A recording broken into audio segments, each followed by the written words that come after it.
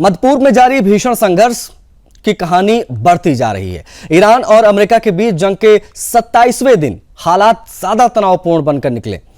Iran ने दावा किया कि उसने बीते 24 घंटों में अमेरिकी लड़ाकू विमानों को टारगेट किया, जिसमें F-35 की बात बहुत ज्यादा हो रही है कि हमने दूसरी बार उसको हिट किया। हालांकि अमेरिका ने इन दावों को सिरे से खारिज कर दिया। यह भी हमेशा की तरह हुआ। ईरान के इस्लामिक रेवोल्यूशनरी गार्ड कॉर्प्स यानी IRGC ने पहले दावा किया था कि उसने F-A-18 सुपर हार्निक को निशाना बनाकर मार गिराया। यह हमला कथित तौर पर ईरान के तटीय शहर चाबहार के ऊपर किया गया।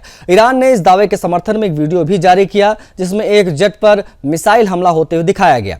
ईरानी अधिकारियों के मुताबिक यह हमला उनके नए स्वदेशी एयर डिफेंस सिस्टम के जरिए हुआ। दावा किया गया कि मिसाइल लगने के बाद यह विमान हिंद महासागर में जाकर गिरा है।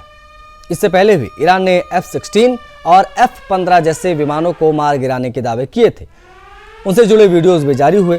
ताजा घटनाक्रम में ईरान ने भी दावा किया, कहा कि उसने अमेरिकी F-35 को एक बार फिर से निशाना बनाया। इससे पहले भी ईरान ने इस अत्याधुनिक स्टील्थ जेट को नुकसान पहुंचाने का दावा किया। हालांकि इन दावों की स्वतंत्र रूप से पुष्टि नहीं हो पाई है। दूसरी ओर अमेरिका ने इन सभी दावों को पूरी तरीके से खारिज कर दिया। अमेरिकी सेना की कमान संभालने वाली सेंटकॉम ने साफ तौर पर कहा कि ईरान का यह दावा बहुत झूठा है। सोशल मीडिया प्लेटफॉर्म एक्स पर पोस्ट करते हुए सेंटकॉम की तरफ से कहा गया, किसी भी अमेरिकी विमान को ना तो कोई नुकसान हुआ है, ना ही कोई विमान गिरा है।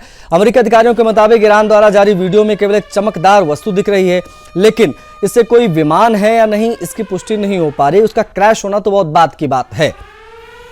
विश्लेषकों के अनुसार ईरान इन दावों के जरिए अपने एयर डिफेंस सिस्टम की क्षमता का प्रदर्शन करना चाहता है, जबकि अमेरिका इन दावों को प्रोपेगेंडा ही लगातार बता रहा है।